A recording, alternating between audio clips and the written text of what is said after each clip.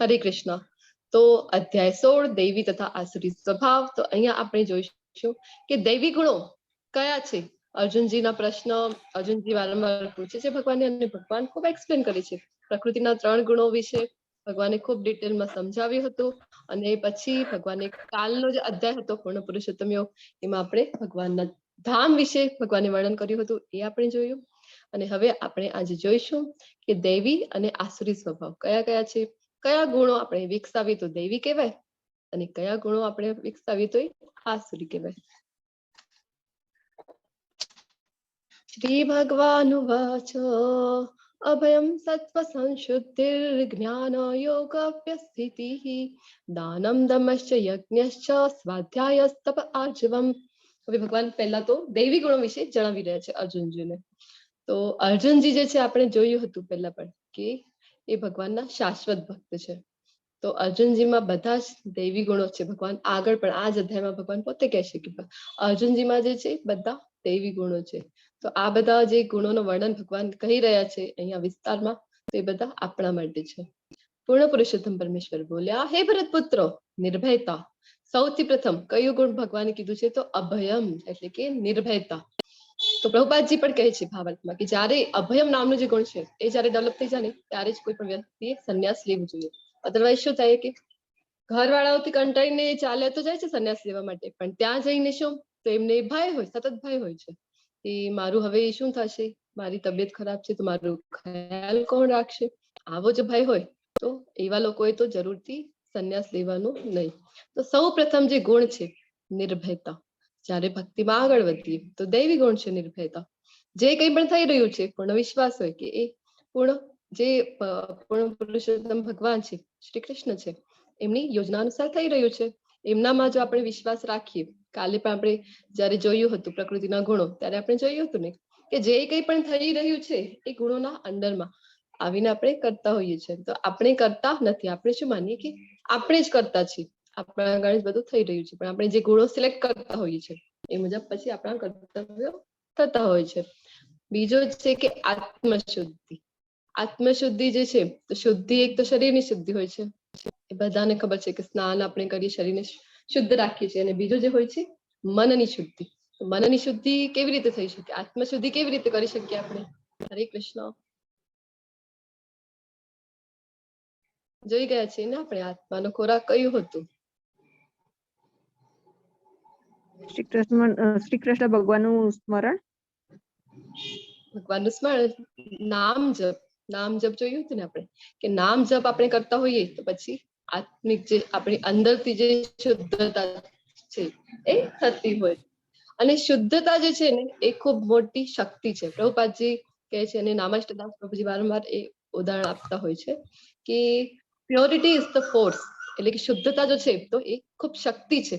એ શક્તિ ક્યારે ફીલ કરી શકીએ જયારે આપણામાં શુદ્ધતા આવે છે. અને જે આપણી અંદરોની શુદ્ધતા છે ક્યારે આવશે તો ભગવાનના પવિત્ર નામનું જયારે આપણે જપ કરતા હોઈએ ત્યારે આ આત્મશુદ્ધિ આપણામાં આવે છે. અને બીજું એ છે કે શાસ્ત્રનું શ્રવણ કરીએ, આપણે શાસ્ત્ર વાંચીએ. જે આ ભગવદ્ ગીતા છે પ્રભુપાદજીની યથારૂપ ભગવદ્ ગીતા, તો આ ભગવદ્ ગીતામાં આપણને શું મળે છે. સંઘ વિશે આપણે જોયું હતું ને કે કાગડાઓને કેવું સંઘ પસંદ આવે, કેવી જગ્યાઓ પસંદ આવે, અને જે હંસો એ કેવી જગ્યા સિલેક્ટ કરે. તો સંઘનું ખૂબ વિશેષ મહત્વ હોય છે. આપણે જોયું હતું કે આખા ટોપલીમાં જો કોઈ ફળની ટોપલી છે એમાં એક જ ફળ જો ખરાબ નાખી દઈએ તો આખી ટોપલી જે છે એ ખરાબ થઈ જતી હોય છે. તો આપણને પ્રભુપાદજીનો સાક્ષાત સંગ મળે છે. ક્યારે, જ્યારે આપણે પ્રભુપાદજી દ્વારા લખેલ જે શાસ્ત્રો છે, જે ભગવદ્ ગીતા છે, ભાગવતમ છે, એનું જયારે વાંચન કરતા હોઈએ, નિયમિત રૂપે આપણે શાસ્ત્રોનું વાંચન કરવું જોઈએ. હવે લેવલ 1 તમે કર્યું છે તો તમારાથી હું અનુરોધ કરીશ કે તમારી પાસે એક તો પોતાની ભગવદ્ ગીતાની કોપી જરૂરથી હોવી જોઈએ, અને વાંચન કરવાનું તમે સ્ટાર્ટ કરજો. તમે ભલે ને એક પેજ કેમ ન થાય રોજનું, અથવા તો એક શ્લોક કેમ ન થાય, એક શ્લોકનો ભાવાર્થ, એક શ્લોક એના પછી જે અનુવાદ છે ને એના પાછળ એક ભાવાર્થ આવે છે, એટલું કેમ ન થાય, એટલું એક રેગ્યુલરિટી હોવી જોઈએ જ્યારે આપણે શાસ્ત્ર વાંચન કરીને એમાં. તો પછી આવી રીતે શું થશે, આપણી શુદ્ધિ થતી જશે. પછી છે કે આધ્યાત્મિક જ્ઞાનનું સંવર્ધન. હમણાં જે આપણે વાત કરી કે શાસ્ત્રો વાંચીએ આપણે તો ધીરે ધીરે જે છે જ્ઞાનનું સંવર્ધન થાય છે. આપણને જો કોઈ ચર્ચામાં આમ તો ભક્તો જે છે કોઈ ચર્ચામાં પડતા નથી વિના કારણ, પણ કોઈ આપણને પૂછે તો આપણને ખબર હોય ને. કોઈ આપણને પૂછે કે શું કામ તમે ભોગ લગાડો છો, ક્યાં લખેલું છે, આપણને ખબર હોય. જો 3જા અધ્યાયનો શ્લોક આપણને ખબર હોય, 9મા અધ્યાયનો 26 નંબરનો શ્લોક આપણને ખબર હોય, તો આપણે એ રેફરન્સ સાથે આપણે કોઈને કહી શકીએ. તો શાસ્ત્રોનું આપણને જ્ઞાન ક્યારે આવે છે, જ્યારે આપણે વાંચન કરતા હોઈએ છીએ. તો અને આપણે જોયું હતું ને કે 108 જે શ્લોક છે ભગવદ ગીતામાં, તો એ ખૂબ ઇમ્પોર્ટન્ટ માનવામાં આવે છે. તો એ જરૂરથી કંઠસ્થ કરવા માટે પ્રયત્ન કરવો જોઈએ. પછી છે કે દાન. તો દાન છે, દાન કેવી રીતે આપવું એ આપણને ખબર હોવી જોઈએ. હવે કાલના જે અધ્યાય છે ને 17મો અધ્યાય, એમાં ખૂબ ડિટેલમાં છે કે યજ્ઞ, દાન અને તપ કેવી રીતે કરવા જોઈએ, ત્યારે આપણે ડિટેલમાં જોઈશું. તો દાન માટે એવું છે, શાસ્ત્રોમાં તો એવું વર્ણન છે કે જેટલી પણ આપણી ઇન્કમ હોય છે ને, એમાંથી 50% જેટલું આપણે જે દાન માટે રિઝર્વ રાખવું જોઈએ. પણ એટલી તો આપણે હજી ખૂબ ભૌતિક સંસારમાં આપણે ઓતપ્રોત હોઈએ છીએ, તો એટલો આપણે જો વિચારીએ કે આપણાથી એટલો નથી થઈ શકતો, પણ એક ફિક્સ અમાઉન્ટ આપણે જરૂરથી રાખવી જોઈએ દાન માટે. અને દાન કેવી જગ્યાએ કરવું છે, ક્યાં કરવું છે, એ આપણે કાલના અધ્યાયમાં ડિટેલમાં જોઈશું. અને રોગરાજાની ઘટના તો એક જોઈ જ હતી ને આપણે, કે સકામ કર્મ સાથે જે કંઈ પણ દાન કરતા હોઈએ તો એનું શું પરિણામ આવે છે. અને અકર્મમાં દાન કરીએ છીએ, રાધા કૃષ્ણના ટેમ્પલ માટે જયારે દાન કર્યું હતું, તો કેવો એનો પ્રભાવ આવે છે આપણે જોઈ ગયા હતા. પછી છે આત્મસંયમ. હવે આત્મસંયમ પહેલા પણ આપણે જોયું હતું. આત્મસંયમ એટલે હરે કૃષ્ણ 12મા અધ્યાયમાં પણ ભગવાને ભક્તોના ગુણોનું ત્યાં વર્ણન કર્યું હતું. હરે કૃષ્ણ. આત્મસંયમ એટલે કયો ગુણ?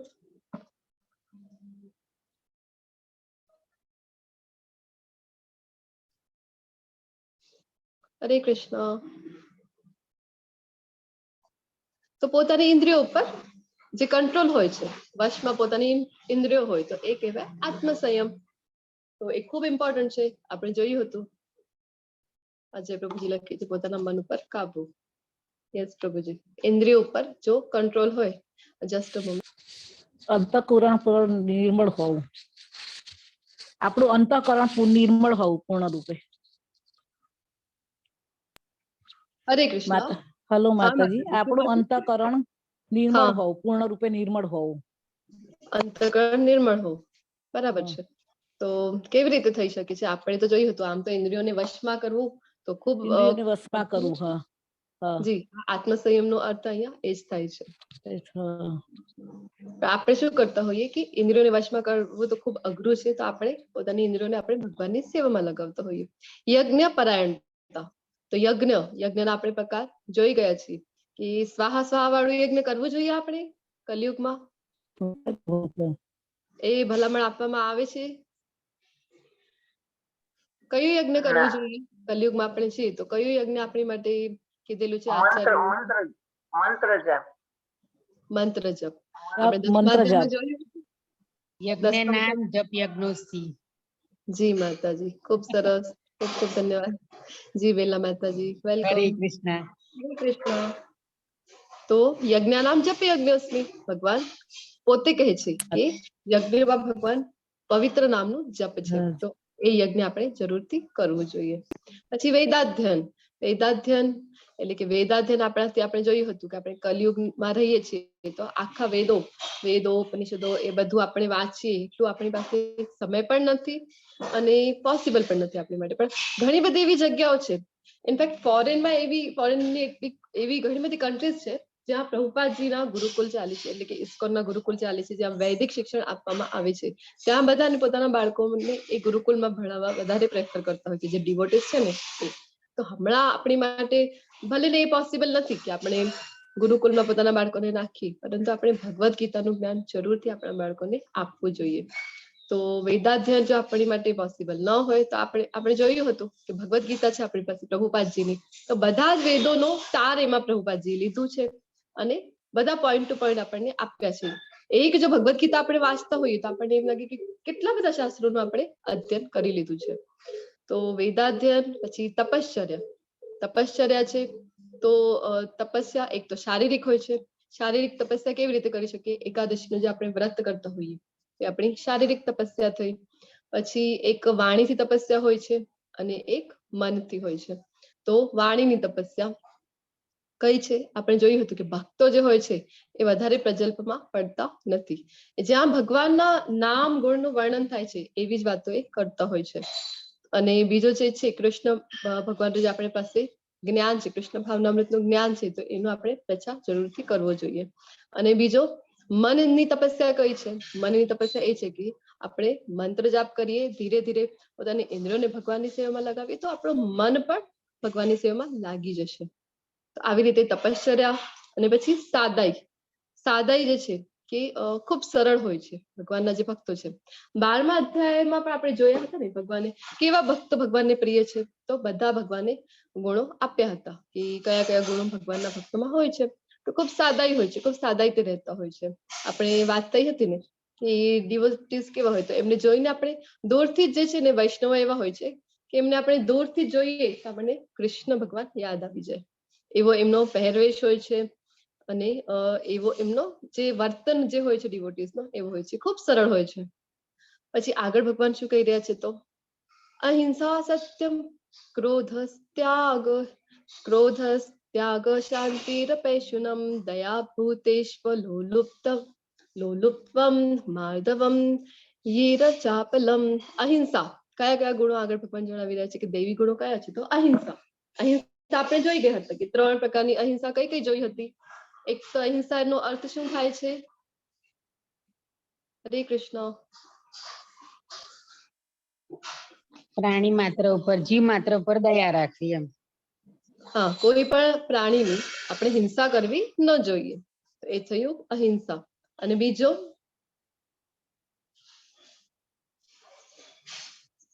કોઈ આધ્યાત્મિકમાં પ્રગતિ કરતા હોય તેને રૂકાવટ ના લાવવી જોઈએ. કોઈ પણ જીવ પછી આપણે માત્રની બીજાને ભક્ત તરીકે પ્રેરણા આપવી જોઈએ. હેલો કૃપાજી માતાજી. એ જ હેલો કહે. જી માતાજી. માતાજી, કોઈ ઉપકાર કરે એના પર અપકાર ના કરો. કોઈ આપણા પર ઉપકાર કરે એના પર અપકાર ના કરો. કોઈની નિંદા નથી. એ હરે અહિંસાના ધર્મ. કૃષ્ણ. અવાજ હેલો. કપાઈ ગયો. શું કહો છો? કોઈ ઉપકાર કરે એના પર અપકાર ના કરવો. જી. અવાજ નથી તો આવતો? હા, અવાજ હવે આવે નથી છે આવતો બેન? માતાજી. હવે આવે છે માતાજી. અચ્છા. જી. હા, કોઈની ધન્યવાદ. નિંદા ન કરવી. કોઈની નિંદા ન કરવી. અકૃત્ય ન બોલવું. હા, આ જ બધા ગુણો ભગવાન અહીંયા જણાવી રહ્યા છે. ખૂબ સરસ. ધન્યવાદ. આપણે જોયું હતું ને કે કોઈ પણ જીવ છે, કીડી પણ છે, તો એને જો આપણને એમ થાય ને કે પગ નીચે કીડી આવી ગઈ તો શું ફરક પડે છે? કેટલી બધી કીડીઓ છે. તો એવું નથી. કીડી પણ જો આપણી પગ નીચે આવી ગઈ છે તો એ જે જીવ છે ને એનો જે આત્મા છે એ ઘણી બધી યોનિઓ ફરીને આપણે જોયું હતું કે માનવ જીવન ક્યારે પ્રાપ્ત થાય છે. 84 લાખ યોનિઓ જયારે આપણે પસાર કરીએ ત્યારે આટલો દુર્લભ માનવ દેહ આપણને મળે છે. તો કીડી પણ જો આપણી પગને નીચે આવી ગઈ તો શું થાય? તો એની જે આધ્યાત્મિક પ્રગતિ, હવે અલગ અલગ યોનિથી જયારે જીવ પસાર થતું હોય છે ને તો એ એક એની જર્ની છે, એક સ્પિરિચ્યુઅલ જર્ની છે. તો એ આધ્યાત્મિક જર્નીને આપણે શું કરતા હોઈએ છીએ કે એ ત્યાં એને ફરીથી કીડીના યોનિમાં જન્મ લેવું પડે છે, ત્યાં એની અધૂરી રહી ગઈ હોય તો. એ એક એની આધ્યાત્મિક જર્ની છે. તો તેને પણ આપણે આવી રીતે જો હિંસા કરીએ છીએ તો એ આધ્યાત્મિક જર્નીની તો એ પણ હિંસા થઈ ગઈ છે. તો આવી હિંસા કરવાની નથી. એક અહિંસા છે. અને જો આપણી પાસે કૃષ્ણ ભાવનામૃતનું જ્ઞાન છે અને એ પણ કોઈને આપણે આપતા નથી તો એ પણ એક જાતની હિંસા કહેવાય છે. આપણી પાસે આ જ્ઞાન છે, આપણે ક્લાસ અટેન્ડ કર્યું છે, શ્રીમદ ભગવદ્ ગીતાનો આપણે જ્ઞાન લીધો છે, તો આપણે જરૂરથી આપણું કર્તવ્ય બને છે કે આપણે બીજાને પણ એ પ્રેરિત કરવું જોઈએ, આ જ્ઞાન આપવું જોઈએ, કૃષ્ણનું પ્રચાર કરવું જોઈએ. તો આ શું થઈ ગયું? અહિંસા. સત્યતા. હવે સત્યતાનું મહત્વ બધાને ખબર છે કે જે કંઈ પણ બોલીએ સત્ય જ બોલવું જોઈએ. ક્રોધ વિહીનતા. ક્રોધ તો નાની નાની બાબતોમાં શું થતું હોય છે? આપણને ક્રોધ આવી જાય છે. જો કોઈ આપણી બાજુથી પણ ગાડી ઓવરટેક કરીને જાય તો આપણને ક્રોધ આવી જાય છે. આવી ખૂબ જ નાની નાની વાતો હોય છે. ઇન શોર્ટ શું છે કે આપણી ઈચ્છા મુજબ કોઈ વર્તન ન કરે તો આપણને ક્રોધ આવી જાય. તો આવી ક્રોધ વિહીનતા. પછી ત્યાગ. ત્યાગનું સાચું અર્થ આપણે જોઈ ગયા હતા. ત્યાગ એટલે કે બધું છોડી દેવાનું. હરે કૃષ્ણ. આચાર્ય શું કહે છે? ત્યાગનો સાચો અર્થ શું છે? હરે કૃષ્ણ. સંયમ. સંસારમાં રહીને ભગવાનનું નામ દેવું, હરિ નામ. ભગવાનનું નામ લેવું, પણ જે કઈ પણ ભૌતિક વસ્તુઓ છે, ધારો કે મોબાઈલ ફોન છે, તો એ બધું છોડી દેવાનું, આપણે ત્યાગ કરવાનું છે. એટલે ભાઈ સંયમ રાખો. સંયમ રાખવો એ તો છે જ માતાજી. હા, પણ આપણે જોયું હતું ને કે જે કઈ પણ આપણી પાસે છે, તો એ બધું હા. મેક્સિમમ આપણે કૃષ્ણની સેવામાં લગાડવાનો પ્રયત્ન છે કરવાનો. પ્રયત્ન આપણી કરો. પાસે જે કઈ પણ છે એ આપણે કૃષ્ણની સેવામાં લગાડવાનું. તો એ ત્યાગનો જે રિયલ ત્યાગ એ જ કહેવાય છે, રિયલ વૈરાગ્ય એ જ કહેવાય છે, સાચું ત્યાગ એ જ કહેવાય. પછી શાંતિ. શાંતિ ક્યારે મળે આપણને? આપણે જોયું હતું શાંતિનો ફોર્મ્યુલા 5.29 માં જોયું હતું. જો આપણને ખબર પડે કે આપણા સુહૃદમ કોણ છે, સૌથી હિત કરતા મિત્ર કોણ છે, આપણે તો ભૌતિક જગતમાં જ માનીએ કે આ મારો ખૂબ સારો મિત્ર છે, પછી એ આપણી સાથે કંઈ કરી દે તો પછી દુઃખી થતા હોઈએ છીએ. કારણ કે આપણે ભૂલી ગયા છીએ કે આપણા સુહૃદમ કોણ છે? કૃષ્ણ છે. આપણા બેસ્ટ ફ્રેન્ડ કૃષ્ણ છે. કૃષ્ણ પોતે કહે છે સુહૃદમ સર્વભૂતાનામ જ્ઞાત્વા મામ શાંતિ મૃચ્છતિ. શાંતિ ફોર્મ્યુલા આપણે જોયું હતું 5મા અધ્યાયમાં. તો શાંતિનો ગુણ છે. પછી છિદ્રાન્વેષણમાં અરુચિ, જે દૈવી ગુણ છે. આ છિદ્રાન્વેષણમાં અરુચિ. છિદ્રાન્વેષણ એટલે કે પરનિંદા. હવે આપણે શું કરતા હોઈએ કે બધાના બીજામાં દોષ જ જોતા હોઈએ. કોઈ કેટલું પણ સારું કરી લે, પણ એક એનાથી ભૂલ થઈ ગઈ, કાંઈ ચૂક થઈ ગઈ એનામાં, તો આપણે એ જ નોટ ડાઉન વધારે કરીએ. આપણું ઓબ્ઝર્વેશન, વે ઓફ ઓબ્ઝર્વેશન એવી જ રીતે હોય છે. આપણે જયારે લોકોને જોઈએ, એમની સાથે વર્તન કરતા હોઈએ, તો આપણે દોષ જ શોધતા હોઈએ છીએ. તો આ શું છે? તો ભગવાન કહે છે કે છિદ્રાન્વેષણ. તો કેવા હોય છે? દૈવી ગુણ શું છે? તો છિદ્રાન્વેષણમાં પર દોષ કાઢવામાં એ અરુચિ બતાવે છે. એમાં જરા પણ એને ઇન્ટરેસ્ટ હોતું નથી. પછી છે કે જીવ માત્ર પર દયા. તો જીવ માત્ર અહિંસામાં જેવી રીતે આપણે જોયું હતું કે જેટલા પણ જીવ છે, 84 લાખ યોનિઓ છે, બધાના બીજ પિતા કોણ છે? કૃષ્ણ છે. બધા જ મતલબ કૃષ્ણથી જ આવે છે. તો બધા ઉપર પછી આપણે સમાન દ્રષ્ટિ રાખી શકીએ અને દયાની દ્રષ્ટિથી આપણે જીવ માત્રને જોઈ શકીએ. પછી નિર્લોભીપણું. આજકાલ તો કેવું છે આપણી પાસે કે આપણે બધા ખૂબ લોભમાં હોઈએ છીએ. જેટલું પણ મળી ગયું, આપણે જોયું હતું ને કે રજોગુણમાં મેક્સિમમ આપણે અવસ્થિત થતા હોઈએ. હજી મને જોઈએ, હજી મને જોઈએ, તો આપણે એવી રીતે વિચારતા હોઈએ છીએ. તો આ શું છે? આપણું લોભીપણું છે. તો દૈવી ગુણ કયું કહેવાય? તો ભગવાન કહે છે કે જે નિર્લોભીપણું બતાવે છે એ છે દૈવી ગુણ. પછી સૌમ્યતા. સૌમ્યતા એટલે કે સોફ્ટલી જે બિહેવ કરે. હવે સત્ય તો બોલવાનું છે, પણ સત્ય પણ કેવું હોવું જોઈએ કે જે બીજાને કઠોર ન લાગે, બીજાને જે દુઃખ ન પહોંચાડે, એવી રીતના સત્ય બોલવું જોઈએ. તો ખૂબ સૌમ્યતા હોવી જોઈએ. લજ્જા. હવે લજ્જા પણ ખૂબ ઇમ્પોર્ટન્ટ છે. કે લજ્જા આપણને બધાને ખબર છે કે સ્ત્રીઓનો જે છે સૌથી મૂલ્યવાન કહેવાય સ્ત્રીઓ માટે જે ગુણ છે એ લજ્જા હોવી જોઈએ. આમ તો લજ્જા બધામાં હોવી જ જોઈએ, સ્ત્રીઓ હોય, માતાજી હોય, અથવા તો પ્રભુજી હોય. કે ખરાબ કામ જયારે પણ કરતા હોઈએ ને, તો જરૂરથી આપણને લજ્જા આવવી જોઈએ. અને દૃઢ નિશ્ચય. દૃઢ નિશ્ચય હોય છે. કેવા હોય છે? દૈવી ગુણ છે આ. કે આપણે નિશ્ચય કર્યું છે. હવે તમે બધા મારી સાથે અહીંયા 16મા અધ્યાય સુધી કન્ટિન્યુ છે. તમે બધાએ નિશ્ચય કર્યું હતું કે ભગવદ્ ગીતાના ક્લાસ તમે કરશો, ભગવદ્ ગીતાને સમજવાનો પ્રયત્ન કરશો. તો તમે બધા અહીંયા સુધી મારી સાથે જોડાયેલા છો. આ શું છે? તમારું દૈવી ગુણ છે. દૃઢ નિશ્ચયતા. આ તમારું ખૂબ જ દૈવી ગુણ છે. તો આપણે ડિસાઈડ કરીએ, જો આપણે નિશ્ચય લઈએ કે હવે એક માળાનો જપ અમે રેગ્યુલરલી કરીશું, અમે જરૂરથી ભગવદ્ ગીતાનું વાંચન કરીશું, ભલેને એક શ્લોક કેમ ન હોય. તો આ શું થઈ ગયું? એ દૈવી ગુણ થઈ ગયો.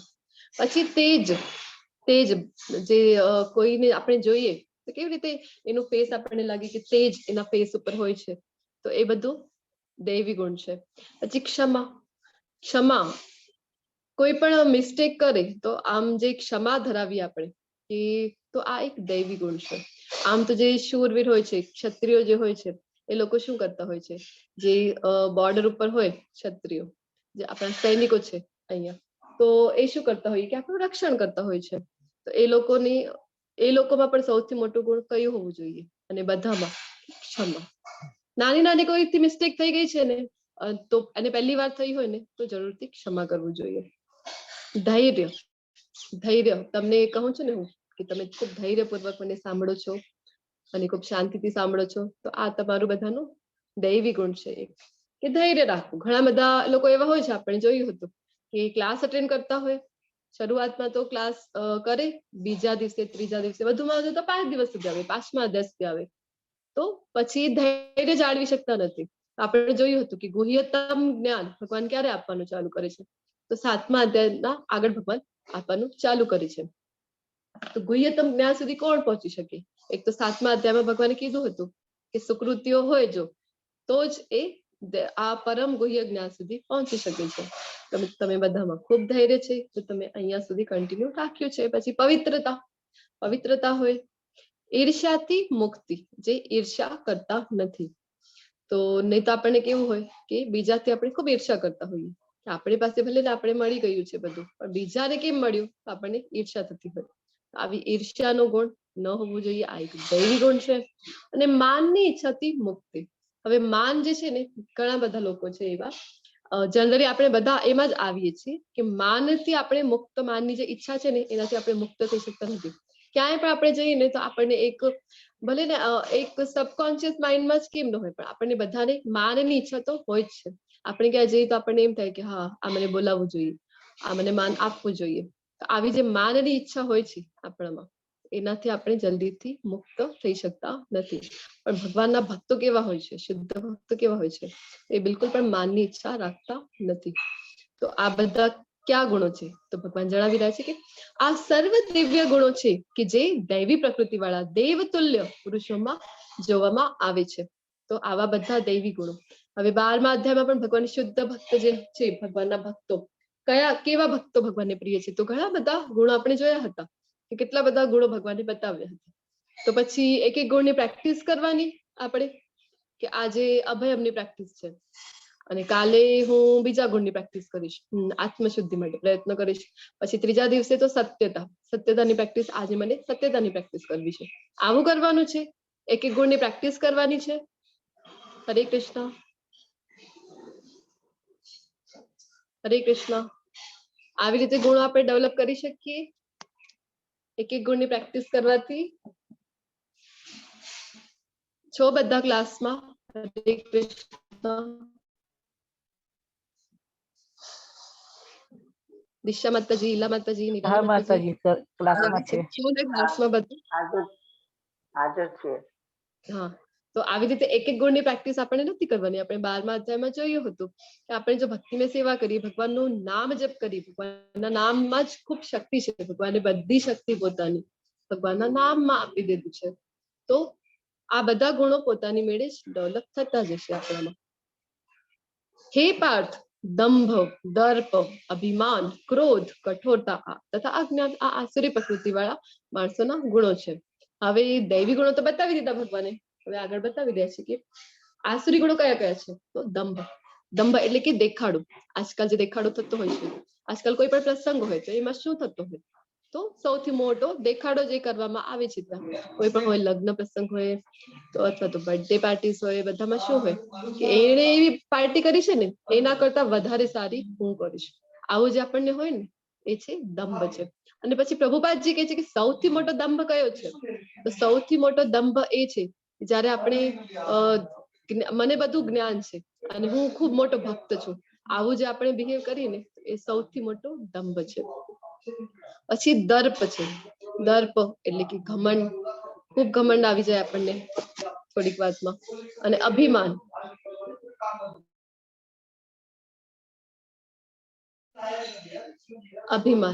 અભિમાન આપણને ખૂબ થતું હોય છે. કોઈ પણ વાતનું અભિમાન આવી જાય છે. હું ખૂબ જ્ઞાની છું, ખૂબ સુંદર છું, ખૂબ ધની છું. આપણને કોઈ પણ વાતમાં અભિમાન આવી જાય. તો આપણે કહેતા હોય ને કે એટીટ્યુડમાં હોય તો આજકાલ તો એમ મને કે હા એટીટ્યુડ એટલે કે સારી વાત છે. પણ આ બધા કયા ગુણો છે? તો ભગવાન જણાવી રહ્યા છે કે આ બધું શું છે? તો આ આસુરી ગુણો છે. પછી ક્રોધ આપણે હમણાં જ ડિસ્કસ કર્યું હતું કે ભગવાનના જે ભક્તો હોય છે એ ક્રોધ નથી કરતા, ક્રોધ વિહીનતા હોય છે એમાં, તો એ દૈવી ગુણ છે. અને અહીંયા ક્રોધ જો આવતો હોય તો એ છે આસુરી ગુણ. પછી કઠોરતા, ખૂબ કઠોરતા હોય. ઘણા લોકો એવા હોય તરત જ ખૂબ ગુસ્સે થઈ જાય, ખૂબ મિસબિહેવ કરતા હોય. તો આ બધું શું છે? કઠોરતા, એ આસુરી ગુણ છે.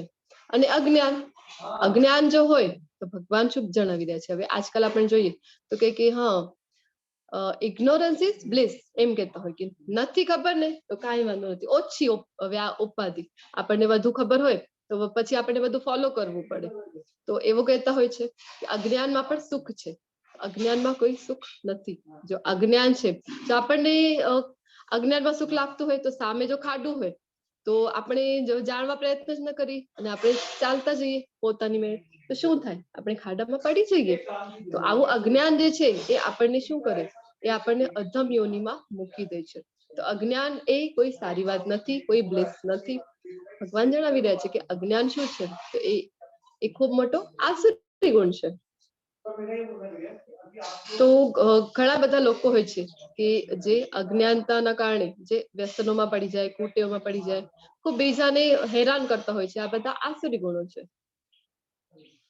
તો આપણને એમ વિચાર થાય કે હા, ક્યારેક ક્યારેક તો મને લાગે છે કે દૈવી ગુણ છે મારામાં, હા હું સત્ય બોલું છું, મારામાં દૈવી ગુણ છે. પણ ક્યારે ક્યારે આપણને એમ થાય કે આસુરી ગુણો પણ છે મારામાં, મને પણ ક્રોધ આવી જાય છે અને હું પણ ક્યારેક ક્યારેક ઈર્ષા કરું છું.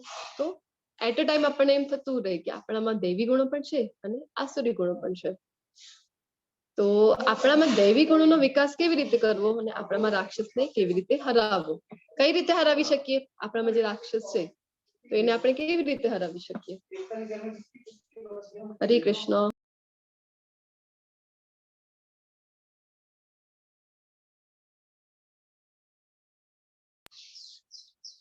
આપણા અંદર છે ને, બધાના અંદર દૈવી ગુણો પણ છે, હમણાં જે આપણે ડિસ્કસ કર્યા, અને આસુરી ગુણો પણ આપણે ધરાવતા હોઈએ.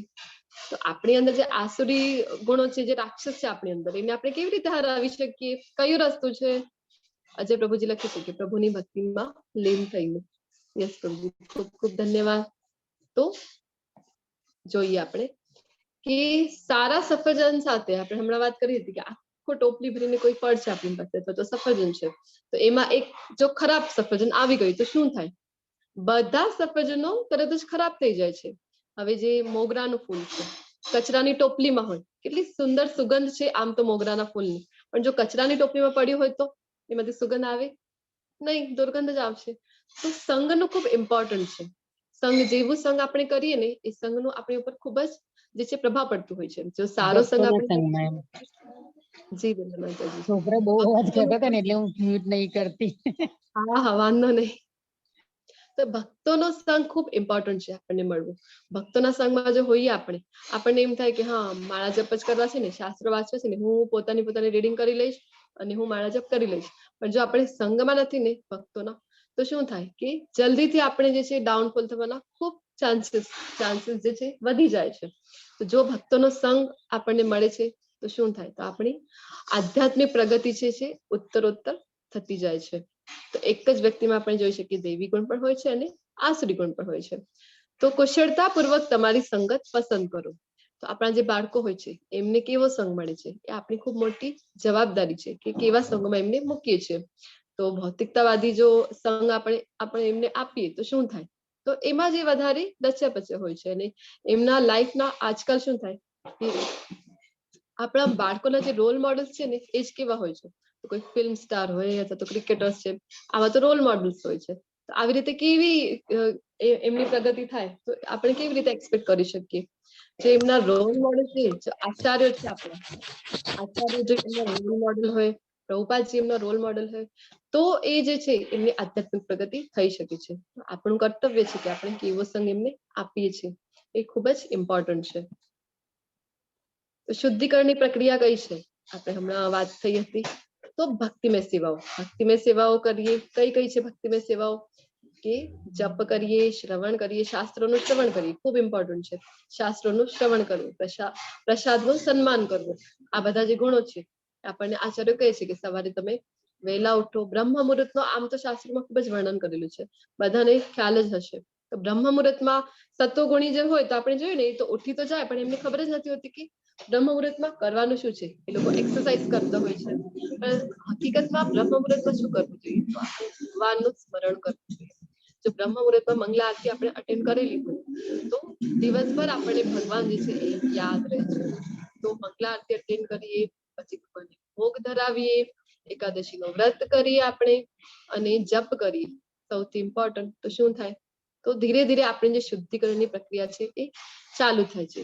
આપણે વાત થઈ હતી ને આપણને એમ લાગે કે કેટલા દિવસોથી જપ કરી છે, કશું તો નથી થતું અમારી સાથે, કાંઈ સારું નથી થયું, અમે તો કાંઈ એવું ઓબ્ઝર્વ જ નથી કર્યું. તો પ્રભુજી કહે છે કે જો આપણે, એક દાખલો આપે છે એરોપ્લેનનો, એરોપ્લેનની અંદર આપણે બેઠા છીએ, આપણને શું થાય કે અંદર જો છે તો આપણને થાય કે કેટલી વારથી એક જ ને એક જગ્યા ઉપર બેઠા છીએ, પણ જો બહારથી આપણને જોઈ રહ્યું છે એને ખબર પડે કે કેટલી સ્પીડથી આપણે ટ્રાવેલિંગ કરતા હોઈએ છીએ. તો આ જે મંત્ર જપ છે એ એટલી સ્પીડથી અનર્થ નિવૃત્તિની પ્રક્રિયા જે છે આપણી એ ખૂબ જોરમાં ચાલુ છે અંદર, પણ આપણે એને ફીલ નથી કરી શકતા. તો આવી રીતે મંત્ર જાપથી જરૂરથી આપણું શુદ્ધિકરણ થાય છે. પ્રસાદનું સન્માન કરવાનું છે, જે કંઈ પણ ખાઈએ છીએ, જે કંઈ પણ બનાવીએ છીએ, કૃષ્ણને અર્પણ કરવાનું છે અને પ્રસાદ રૂપે આપણે એ ગ્રહણ કરવાનું છે. તો આવી ભક્તિમય સેવામાં જયારે આપણે પોતાને લગાડીએ છીએ, પોતાની ઇન્દ્રિયોને લગાડીએ છીએ કૃષ્ણની સેવામાં, તો મન જે છે ને આપણું એ ઓટોમેટિક કૃષ્ણમાં લાગી જાય છે. આપણે જોયું હતું કે આમ તો મન કેવું છે, અર્જુનજીએ પણ કીધું હતું કે મન ખૂબ ચંચલ છે, તો એને વશમાં કરવા કરતા તો મને એમ થાય છે કે વાયુને એકવાર હું વશમાં કરી લઉં, પણ મનને વશમાં ન કરી શકું. તો ભગવાને કયો રસ્તો બતાવ્યું હતું કે અભ્યાસ એનું તું કોન્તે, અભ્યાસ અને વૈરાગ્ય, એક તો અભ્યાસ દ્વારા કરી શકે છે અને બીજું વૈરાગ્યથી. તો આવી રીતે આપણે પણ અભ્યાસ કરીને, કારણ કે એક માળા જો જપ કરતા હોઈએ આપણે 8 થી 10 મિનિટનો જે ટાઈમ લાગે છે, પણ કેવું હોય છે એમાં પણ આપણું મન કેટલી અલગ અલગ જગ્યાએ ફરી આવે છે એટલી વખતમાં તો, અને કેટલા બધા હજારો કામ આપણને યાદ આવી જાય કે હા મને આ તો કરવાનું હતું, એ તો કરવાનું હતું. હવે દિવસભર આમ તો આપણે કેટલો બધો ટાઈમ પાસ કરતા હોઈએ છીએ, પરંતુ જયારે માળા લઈએ ને ત્યારે જ આપણને બધા કામો યાદ આવી જાય છે, કારણ કે મન લાગેલું નથી ને આપણું. તો મન કેવી રીતે લાગશે? ધીરે ધીરે આપણે જયારે કરતા હોઈએ તો મંત્ર જાપ કરીશું, પોતાની ઇન્દ્રિયોને ભગવાનની સેવામાં લગાડીશું, તો ધીરે ધીરે આપણું મન પણ કૃષ્ણમાં લાગી જશે. તો આપણી અંદર સતત યુદ્ધ ચાલ્યા કરે છે દૈવી ગુણો અને આસુરી ગુણોની વચ્ચે. હવે અર્જુનજી છે એમને ક્યાં હતું, યુદ્ધની જે યુદ્ધ કરવાનું હતું, તો એ તો રણભૂમિ હતી, પછી એક પક્ષ અહીંયા હતું, બીજો પક્ષ ત્યાં હતું, તો બીજા પક્ષ સાથે એમને યુદ્ધ કરવાનું હતું યુદ્ધ ભૂમિ ઉપર. પરંતુ આપણું યુદ્ધ ક્યાં છે? આપણું યુદ્ધ છે પોતાની અંદર જ ચાલ્યા કરે છે, આપણા મનમાં જે છે યુદ્ધ કન્ટિન્યુઅસલી ચાલ્યા કરે. કોઈ પણ વાત કરવી હોય તો મનમાં આપણે કન્ટિન્યુઅસલી આ જે છે દૈવી ગુણો અને આસુરી ગુણો બંને વચ્ચે યુદ્ધ ચાલતું રહે છે. દિવ્ય ગુણો મોક્ષને માટે અનુકૂળ છે અને આસુરી ગુણ બંધન આપવા માટે છે. તો જે દિવ્ય ગુણો છે, જે દૈવી ગુણો છે, ભગવાને જે સ્ટાર્ટિંગમાં બતાવ્યા છે, તો આથી શું થશે? તો આથી ધીરે ધીરે મોક્ષ મળી રહેશે. તો અને બીજો એટલે કે મુક્તિ આપે છે, અપાવી શકે છે. દૈવી ગુણો છે એ મુક્તિ આપણને અપાવી શકે છે. એનાથી મુક્તિ તો જન્મ મરણથી મુક્તિ અપાવી શકે. પરંતુ જે આસુરી ગુણો છે એ શું કરે છે? તો એ આપણને બંધન આપે છે. જન્મ મૃત્યુના બંધનમાં આપણે ફસાયા કરીએ આસુરી ગુણોના લીધે. હે પાંડુ પુત્ર, તું ચિંતા કરીશ નહીં, કારણ કે તું દૈવી ગુણો સાથે જ જન્મ્યો છે. હવે આટલા બધા ગુણો ભગવાને બતાવી દીધા છે અને પછી અર્જુનજીને શું કહી રહ્યા છે? તને ચિંતા કરવાની આવશ્યકતા નથી, કારણ કે અર્જુન તારો તો જન્મ જ દૈવી ગુણો સાથે થયો છે. અર્જુનજીમાં તો બધા જ દૈવી ગુણો છે. અર્જુનજી ભગવાનના ખૂબ ભક્ત છે. ભગવાન સ્ટાર્ટિંગ થી હમણાં સુધીમાં કેટલી વખત ભગવાને કહી લીધું છે ને કે ભક્તો અસી મેં સખા ચેતી, પછી અનસૂયવે, કે તું મારાથી દ્વેષ નથી કરતો, પછી અનઘ, આવા શબ્દો ભગવાન કેટલી વખત વાપરે છે ને અર્જુનજી માટે કે તું હે નિષ્પાપ. અનઘ નો અર્થ થાય છે કે નિષ્પાપ જે. તો અર્જુનજી છે એ ભગવાનના શાશ્વત ભક્ત છે. તો ભક્તોને તો ક્યારેય પણ બંધન થતું નથી, જે ભગવાનના શુદ્ધ ભક્તો છે. પણ જયારે ભગવાન અવતરે છે ને લીલાઓ માટે, ત્યારે એમના ભક્તો પણ એમની સાથે જ અવતાર લે છે. આમ તો ભક્તોને, ભગવાનના શુદ્ધ ભક્તોને ક્યારે પણ કોઈ પણ વાતનું બંધન થતું નથી. તો ભગવાન અર્જુનજીને કહી રહ્યા છે કે તને ચિંતા કરવાની જરૂરત નથી, કારણ કે તારી પાસે તું તો જન્મ્યો જ છે દૈવી ગુણો સાથે. તો પછી આ બધું જ્ઞાન જે ભગવાન આટલું બધું હમણાં સુધીમાં આપી દીધું છે, છેક 16મા અધ્યાયમાં આપણે પહોંચી ગયા છીએ, તો એટલું બધું જે જ્ઞાન ભગવાને આપ્યું છે એ કોના માટે છે? તો આ બધું જ્ઞાન આપણા માટે છે. આપણને ખબર પડે, હવે જે આપણે ગુણત્રય વિભાગ યોગ જોયું હતું 14મો અધ્યાય, તો આપણને ખબર પડે કે કયા ગુણમાં આપણે વધારે અવસ્થિત છીએ. પછી ધીરે ધીરે આપણે પ્રેક્ટિસ કરીએ અને પોતાને સત્વ ગુણથી પણ ઉપર ઉઠાડીને શુદ્ધ સત્વ સુધી આપણે પોતાને લઈ જઈ શકીએ. ટેસ્ટ હતું એ જે અધ્યાય હતો. તો ધીરે ધીરે આપણને ખબર પડે દૈવી ગુણો કયા છે. હા, મારામાં તો આસુરી ગુણો પણ મારામાં છે. આ બધા ગુણો જો છે ડેવલપ વધારે થતા હોય આસુરી ગુણો, તો શું કરશે? એ મને બંધનમાં મૂકશે. જન્મ મૃત્યુના બંધનથી હું નહીં છૂટી શકું, તો પછી આપણે શું કરીએ? પોતાને ભક્તિમય સેવામાં લગાડીએ, અને જેથી દૈવી ગુણો જે છે પોતાની મેળે જ ડેવલપ થતા રહેશે.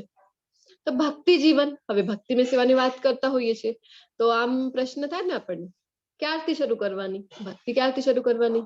તો ઘણો સમય હજી તો બાકી છે. હજી તો આપણે આ કરવાનું બાકી છે, તે કરવાનું બાકી છે. પછી છે ને વૃદ્ધાવસ્થામાં 65 અને 65 વર્ષના થઈ જઈશું પછી કરીશું. પછી તો ટાઈમ જ ટાઈમ હશે અમારી પાસે, ત્યારે અમે એનો સદુપયોગ કરીશું, અમે ભક્તિમય સેવા કરીશું. એવું કરવાનું છે. છેક વૃદ્ધાવસ્થામાં આપણે ભક્તિમય સેવાઓ કરવી જોઈએ. હરે કૃષ્ણ. હા બધાને શું લાગે? રામ માતાજી નાનપણથી જ કરવી જોઈએ. જી લા માતાજી, નાનપણથી જ, જયારે નાના હોઈએ છીએ ત્યારે. હા, જ્યારે અહીંયા આપણામાં સમજણ શક્તિ આવે ત્યારે, જી માતાજી. આપણામાં સમજણ શક્તિ આવે ત્યારે આપણે કરવી જોઈએ, ચાલુ કરી દેવી જોઈએ. જો અજય પ્રભુજી લખે છે કે માતાના ગર્ભમાં જયારે હોય છે બાળક, હા. ત્યારથી ધીમે સેવાની શરૂઆત કરી શકીએ છીએ. કરી ઉદાહરણ શકીએ છીએ. આપેલું છે ને અહીંયા પ્રહલાદ મહારાજનું. પ્રહલાદ હા, મહારાજ, પ્રહલાદ મહારાજ, ધ્રુવ મહારાજ, ધ્રુવ મહારાજ માત્ર 5 હા, વર્ષના હતા, 5 ત્યારથી તે વર્ષના હતા. નીકળી જાય છે. હા, ભલે આપણે જોયું હતું કે અર્થાર્થી કેટેગરી માટે એ જાય છે કે એમને કંઈક પ્રાપ્ત કરવું હતું, જેના માટે એ ઘરથી નીકળી ગયા હતા. પરંતુ ધીરે ધીરે જયારે ભગવાનની તપસ્યા કરીને ભગવાન સામે જયારે એમને આવી જાય છે, પછી એમને ખૂબ પછતાવો થાય છે કે અરે આ મેં કેવી રીતે હું અર્થાર્થી બનીને ભગવાન પાસે આવ્યો, કે કઈ ઈચ્છા લઈને હું ભગવાનની શરણે આવ્યો છું. તો પછી એમને ભગવાનને ના પાડી દે છે કે મને કાંઈ નથી જોઈતું. પરંતુ ભગવાન એમને આપે છે. ભગવાન ખૂબ કૃપાળુ છે. ભગવાન કહે છે કે ના, ઈચ્છા હતી ને તારી બેટા, તું ઈચ્છા કરી હતી ને, એટલે તને આખા પૃથ્વીનું સામ્રાજ્ય મળશે. 36,000 વર્ષો સુધી ધ્રુવ મહારાજ જે છે આખા પૃથ્વીનું સામ્રાજ્ય ભોગવે છે. તો અવિચળ આવી પદ આપ્યું માતાજી, બંને અવિચળ પદ આપ્યું. અવિચળ પદ પણ આપ્યું. લોકની પણ હા, પ્રાપ્તિ થઈ એમને, ધ્રુવ લોક જે મળ્યું તો હા, એની પણ પ્રાપ્તિ થઈ, અને અહીંયા પણ પૃથ્વી લોક ઉપર પણ આટલું બધું સામ્રાજ્ય ભોગવી શક્યા. તો ભગવાન ખૂબ દયાળુ છે, એમને બંને જ વસ્તુ મળી ગઈ. અને પ્રહલાદ મહારાજને ક્યારથી ભક્તિની શરૂઆત કરી? જ્યારે માતા એમ પેટમાં ગર્ભમાં હતા ત્યાંથી. જી માતાજી, ધન્યવાદ. કયા માતાજી, કયાદુ, એમની માતા કયાદુ જયારે હા, ગર્ભવતી કયા હતી, હા, અને એમના પિતા જે છે પ્રહલાદ હિરણ્યકશ્યપ. હિરણ્યકશિપુ, હા, એ અને તપસ્યા માટે જાય. ગર્ભમાં હતા ત્યાંથી જ એમને પછી એ જતા રહ્યા. એમાં વનમાં જતા રહે છે ને, અને ત્યાંથી જ એમને નારદ મુનિ કે જે આઈ થિંક નારદ મુનિ કે કોઈ બીજું કોઈ એમને આપે છે એમને. જી માતાજી, નારદ મુનિ હા, એમને જ્ઞાન આપે હા, છે ને. હા, જ્ઞાન આપે છે. હા, હિરણ્યકશિપુ તપસ્યા માટે નીકળી જાય છે. એ પણ તપસ્યાના પ્રકારો આપણે કાલના ને પરમ દિવસના જે અધ્યાય આવશે એમાં ડિટેલમાં જોઈશું કે કેવી તપસ્યા કરીએ તો કેવી ગતિ થાય છે, થાય કયા છે. હા, ગુણોમાં આવશ્યક કઈ તપસ્યા હોય છે. તો પ્રહલાદ મહારાજના જે પિતા છે હિરણ્યકશિપુ, એ પણ નીકળી જાય છે તપસ્યા કરવા માટે, ઘોર તપસ્યા કરે છે.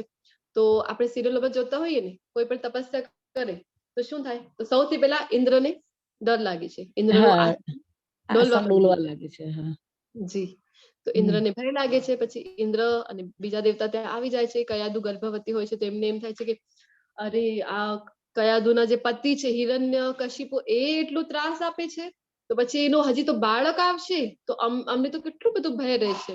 એટલા માટે એને મારવા માટે, ગર્ભમાં જયારે હોય છે પ્રહલાદ, ત્યારે જ એમને મારવા માટે આવી જાય છે. પછી નારદજી ત્યાં પ્રકટ થાય છે અને એમને રોકે છે. નારદજી કહે છે કે ના, આ તમારો શત્રુ નથી, આ જે આવવાનું છે બાળક, આ ભગવાનનો ખૂબ મોટો ભક્ત થશે. જી, ત્યારે ઇન્દ્રજી જે છે ત્યારે પછી ત્યાંથી નીકળી જાય છે કે અચ્છા, ભક્ત આવવાના છે. પછી એ પણ પ્રણામ કરીને નીકળી જાય છે. અને જે કયાદુ હોય છે, પછી નારદજી એમને શરણ આપે છે એમની ત્યાં, અને એમને ખૂબ જ્ઞાન આપે છે. જયારે ગર્ભવતી હતા કયાદુ, એમને ખૂબ જ્ઞાન આપે છે. અને ગર્ભમાં જ પ્રહલાદ મહારાજે બધું જ્ઞાન લઈ લીધું, અને ત્યારથી જ એ ભક્ત બની ગયા હતા. તો કેવા ભક્તો હોય છે આપણે જોઈ હતી બધી ઘટનાઓ. એમના પિતા એમને મારવા માટે પહાડી પરથી ફેંકાવી દે છે સૈનિકો દ્વારા. જે સર્પો હોય છે, વિષેલા સર્પો હોય છે, એમની વચ્ચે એમને મૂકી દે. અગ્નિમાં પણ એમની જે પઈ હોય છે એ લઈને બેસી જાય. તો પણ એમને ભગવાનની યોજના ઉપર પૂર્ણ વિશ્વાસ હોય છે, ક્યારે પણ એ વિચલિત થતા નથી. તો આવા પ્રહલાદ મહારાજ, તો ક્યારથી એમને મળી ગયું હતું ભક્તિ? તો ગર્ભથી જ એમને ભક્તિમય સેવાની શરૂઆત કરી દીધી હતી. ધ્રુવ મહારાજે ક્યારથી કરી હતી? 5 વર્ષના હતા એ ત્યારે. 5 વર્ષ તો આપણને બધાએ પણ ક્યારથી કરવું જોઈએ? નાનપણથી જ નાના એ ગર્ભ નાનપણથી ત્યારથી કરવું જ નહીં, પણ હવે ઠીક છે કે આપણને જ્યારથી જ્ઞાન મળ્યું છે ત્યારથી ત્યારથી આપણે જરૂરથી જ ભક્તિમય સેવાની શરૂઆત કરી દેવી જોઈએ. તો લાઈફ સાયકલ છે આપણી. જન્મ થયા કરે, પછી અલગ અલગ અવસ્થાથી પસાર થઈએ અને છેલ્લે મૃત્યુ. તો 6 લાયકાતો છે જેના માટે આપણને બધાને ગર્વ હોય છે. એક તો સંપત્તિ, ખૂબ સંપત્તિ છે, ખૂબ ધનવાન છે. શિક્ષણ છે, શિક્ષણ એટલે કે ભૌતિક જગતનું શિક્ષણ ખૂબ લઈ લીધું છે, ખૂબ ડિગ્રી પ્રાપ્ત કરી લીધી. સુંદરતા છે, ખૂબ સુંદર હોય તો, અને બીજો કઠોરતા, યુવાવસ્થામાં હોય, અને સારો પરિવાર, ખૂબ સારો પરિવાર પ્રાપ્ત થાય. તો કુંતી મહારાણી કહે છે ને શ્રીમદ ભાગવતમમાં કે 6 ચીજો છે જે ભગવાનના શરણે જવા માટે બાધા ઉત્પન્ન કરે છે. સંપત્તિ છે, ખૂબ સંપત્તિ, ખૂબ ધનવાન છે, શિક્ષણ ખૂબ હોય, સુંદરતા હોય, સારો પરિવાર હોય, આવું બધું હોય તો શું થાય? ભગવાનની શરણે જવા માટે આપણને એ અવરોધ ઉત્પન્ન કરે છે. અવરોધ. જી માતાજી. હમ. જે લોકો આસુરી હોય છે તેઓ જાણતા નથી કે શું કરવું જોઈએ અને શું ન કરવું જોઈએ. તેઓમાં નથી પવિત્રતા, નથી ઉચિત આચરણ, કે નથી સત્ય જોવા મળતું. આસુરી લોકો કેવા હોય છે? એમનામાં કોઈ રૂલ્સ એન્ડ રેગ્યુલેશનમાં એ માનતા નથી અને બીજાને ખૂબ ત્રાસ આપે. એ લોકોનું વર્તન જ એવું હોય છે અને સત્યતા પણ એમમાં એ લોકોમાં જોવા મળતી નથી. હવે આસુરી એટલે અહીંયા આપણે કલયુગમાં છીએ તો પહેલા કેવું હતું કે અલગ અલગ લોકમાં દેવો રહેતા, અલગ લોકમાં દાનવો રહેતા, અને હમણાં આપણે કલયુગમાં છીએ તો એવું નહીં કે આસુર એટલે આવા મોટા મોટા શિંગડાઓ હોય એમને, ને આવા બધા જે ભયાનક ખૂબ ટીવીમાં જેવો આપણે જોતા હોઈએ છીએ તો એવા જ અસુરો છે. આસુરી પ્રવૃત્તિના લોકો જ હોય છે હમણાં આજકાલ તો આપણી આજુબાજુ આપણે જોઈ શકીએ. જે લોકો આવી બધી ગુણો ભગવાને બતાવ્યા છે, એ ગુણો જે ધરાવે છે તો એ બધા આવી છે આસુરી કેટેગરીમાં. તેઓ કહે છે કે આ જગત મિથ્યા છે. તો જે આસુરી પ્રવૃત્તિ ધરાવનારા લોકો શું માને કે બ્રહ્મ સત્ય છે અને જગત મિથ્યા છે. આમ તો ખૂબ મોટા મોટા સાધુ સંતો કહેતા હોય છે કે બ્રહ્મ સત્ય અને જગત મિથ્યા, પણ આ તો આસુરી પ્રવૃત્તિ વાળા લોકો તો ભગવાનમાં પણ માનતા નથી. તેનો કોઈ આધાર નથી અને તેનું નિયમન કોઈ ઈશ્વર દ્વારા નથી થતું. એ લોકો માનતા જ નથી કે ઈશ્વર જેવું પણ કોઈ તત્વ છે. જે કંઈ પણ થઈ રહ્યું છે આજુબાજુ તો એ લોકોનું શું કહેવાનું હોય કે આ જગત કેવી રીતે ચાલે છે? તો એ લોકોનું માનવાનું એવું હોય છે કે તેમનું કહેવું છે કે તે કામેચ્છાથી ઉત્પન્ન થયેલું છે અને કામ સિવાય તેનું બીજું કોઈ કારણ જ નથી. એવું કોણ માને છે? જે આસુરી પ્રવૃત્તિઓ ધરાવે છે. એ લોકો ઈશ્વરમાં નથી માનતા. એ લોકોને એમ જ થાય છે કે જે કંઈ પણ અહીંયા છે એ બધું કામ ઈચ્છાથી જ ઉત્પન્ન થયું છે. એવો નિષ્કર્ષનું આગમન કરીને આસુરી લોકો જેમને આત્મજ્ઞાન ખોઈ દીધું છે અને જેઓ બુદ્ધિહીન છે એવા બિન ઉપયોગી અને ભયાવહ કાર્યોમાં પ્રવૃત્ત હોય છે જે સંસારનો વિનાશ કરવાને માટે હોય છે. તો આવી આસુરી પ્રવૃત્તિ લોકો ધરાવે છે એ શું કરે કે આમ તો અજ્ઞાનતા છે. અજ્ઞાનતા કઈ છે? તો આધ્યાત્મિક જગતની. પણ અહીંયા આમ ઘણી વખત એવું થાય કે અહીંયા ભૌતિક જગતનું ખૂબ જ્ઞાન હોય એમની પાસે, અહીંયા વૈજ્ઞાનિકો હોય મોટા મોટા, પણ શોધો કેવી કરતા હોય કે જે વિનાશનું કારણ બની જાય. કે હવે અણુબોમ્બનું આપણે ઉદાહરણ લીધું હતું ને, અણુબોમ્બની જો શોધ કરી તો શું થાય છે એનાથી? તો માનવ સમાજની કેટલી બધી આપણે જોયું હતું કે કેટલું એનાથી નુકસાન થયું હતું કે આજ સુધી પણ એ લોકો ભોગવે છે. એ લોકોના ડીએનએ માં જ, જે જાપાનના લોકો હતા એ લોકોના ડીએનએ માં જ એમને ઇફેક્ટ કર્યું હતું. તો હજી સુધીની જનરેશન એ ભોગવી રહ્યા છે. પછી આપણે એમ માનતા તો હોઈએ કે સાયન્સ ખૂબ આગળ વધી ગયું છે, સાયન્સ ખૂબ આગળ વધી ગયું છે, પણ હકીકતમાં કેવું છે કે પહેલા એટલે કે વિજ્ઞાન તો આપણી પાસે પહેલાથી જ છે. આપણા શાસ્ત્રોમાં બધું જ નોલેજ આપેલું છે. હમણાં આપણે એમ કહીએ કે હા સોનોગ્રાફી છે અમારી પાસે, સોનોગ્રાફીથી ચેક થઈ શકે છે કે બાળક જો ગર્ભમાં છે તો કેટલો એનો વિકાસ થયો છે, કેવી રીતે વિકાસ થાય છે, બધું ચેક થઈ શકાય છે સોનોગ્રાફીના લીધે. પરંતુ આપણી પાસે જયારે એ વેદ વ્યાસજી શ્રીમદ ભાગવતમની રચના કરી છે, શાસ્ત્રોની રચના કરી છે, ત્યારે એવા કોઈ સાધનો હતા? સોનોગ્રાફી હતી નહીં. પરંતુ ભાગવતમમાં બધું ઉલ્લેખ છે. આપણું જે આયુર્વેદ શાસ્ત્ર છે એમાં પણ બધું ઉલ્લેખ છે કે કેટલા દિવસનું બાળક કેવું હોય ગર્ભમાં હોય ત્યારે, પછી કેવી રીતે વિકાસ પામે છે, કેટલા દિવસનો હોય, કેટલા મહિનાનો હોય ત્યારે એમાં બુદ્ધિ આવે છે. આ બધું ડિટેલમાં વર્ણન આપણા શાસ્ત્રમાં મળી રહે છે. એરોપ્લેનની વાત થઈ હતી ને આપણી, કે આજે વૈજ્ઞાનિકો પહેલા જયારે એરોપ્લેનની શોધ થઈ નહોતી તો શું માનતા હતા કે આ બધા ભારતીય લોકો છે ને માઇથોલોજી એટલે બધું મિથ છે, એમની જે કથાઓ છે બધી ખોટી છે. આમ રામ ભગવાનની કથાઓમાં આવે છે પુષ્પક વિમાન, રામાયણમાં ઉલ્લેખ છે, તો કે આવું કઈ હોય ગુરુત્વાકર્ષણની અપોઝિટ ડાયરેક્શનમાં, ગ્રેવિટીની અપોઝિટ ડાયરેક્શનમાં કઈ આમ ઉડી શકે હવામાં, આવું કઈ થઈ ન શકે. પરંતુ થઈ નહીં ત્યારે એરોપ્લેન. અને આપણા શાસ્ત્રોમાં તો એવા ઘણા બધા વિમાનોના ઉલ્લેખ છે. તો શાસ્ત્રો પર જે શંકા કરે છે એની પણ ગતિ શી થાય છે આપણે જોઈ ગયા છીએ. તો આપણું જે સાયન્સ હતું ને એ પહેલેથી આપણી પાસે ઘણું બધું નોલેજ આપવામાં આવેલું છે. બાળકોને પણ ઘણું બધું જયારે શીખતા હતા ને ગુરુકુલમાં તો ત્યારે જ એમને આયુર્વેદનું પણ નોલેજ આપવામાં આવતું. તો એ બાળકોને ખબર હતી. એક તો પ્રેક્ટિકલ નોલેજ ત્યારે આપવામાં આવતું હતું કે મિનિમમ એમની પાસે રિસોર્સિસ છે તો એની સાથે સાથે કેવી રીતે રહી શકે, અને પછી પોતાને કઈ થાય તો એ પોતાની સારવાર પણ, જે પ્રાથમિક સારવાર પણ એ કરતા એમને આવડતી હતી. આજકાલ તો જે આપણે નોલેજ લઈ રહ્યા છીએ ને મોડર્ન સાયન્સમાં, એ ફક્ત એ જે બુકનો જ આપણે નોલેજ આપીએ છીએ એમને, ફક્ત પુસ્તક વાંચીએ છીએ એ લોકોને, પ્રેક્ટિકલ નોલેજ તો કઈ જ હોતું નથી. તો આજે સાયન્સની વાત થઈ રહી છે. તો સાયન્સ કેવું છે કે આપણે વિજ્ઞાનની આપણને એમ થાય કે વિજ્ઞાન ખૂબ આગળ વધી રહ્યું છે, પણ આપણે પૃથ્વીને કેવી બનાવી રહ્યા છીએ. દિલ્હીની હાલત બધાને ખબર છે, કેટલું પોલ્યુશન ત્યાં કરી દીધું છે કે ત્યાં શ્વાસ લેવામાં પણ તકલીફ પડે છે. તો આવું વાતાવરણ આપણે વિજ્ઞાન એને આપણે વિકાસ કહી રહ્યા છીએ. એ વિકાસ કઈ દિશામાં આપણને દોરી જઈ રહ્યું છે. આપણે આજુબાજુ જે પહેલા કેવું હતું કે ખૂબ જળના જે સ્ત્રોતો હતા, નદી હતી, જે તળાવો હતા, કેવા હતા, કેટલા શુદ્ધ હતા કે ત્યાંથી ડાયરેક્ટ જઈને આપણે પાણી પી શકીએ. અને હવે આપણે શું કરી દીધું છે, આવા બધા કારખાનાઓનું નિર્માણ કરી અને શું કરી દીધું છે, તો બધી જગ્યાએ આપણે પોલ્યુશન ફેલાવી દીધું છે. તો આ આપણો વિકાસ ન કહેવાય. તો સાયન્સ આપણે કહીએ છીએ આગળ વધે છે, પણ આપણને એ પણ નથી ખબર કે ક્યારે ઉઠવું જોઈએ, ક્યારે સૂવું જોઈએ, ક્યારે ખાવું જોઈએ. જ્યારે પહેલાના લોકો આ બધું ફોલો કરતા હતા. તો પ્રેક્ટિકલમાં જે છે સાયન્સ આપણી પાસે હમણાં નથી. પહેલા આપણે આચરણમાં લઈ આવતા હતા સાયન્સને.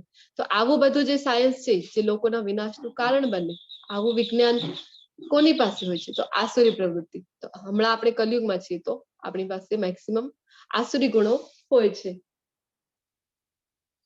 મિથ્યા અહંકાર, બળ, ઘમંડ, કામ તથા ક્રોધ થી મોહિત થઈને આસુરી મનુષ્યો પોતાના શરીરમાં તથા બીજાઓના શરીરોમાં સ્થિત પૂર્ણ પુરુષોત્તમ પરમેશ્વરની ઈર્ષા કરે છે તથા વાસ્તવિક ધર્મની નિંદા કરતા રહે છે. તો આપણી અંદર અહંકાર આપણે જોયા હતા કે બે પ્રકારના હોય છે. એક તો ટ્રુ ઈગો હોય છે, બીજો ફોલ્સ ઈગો હોય છે.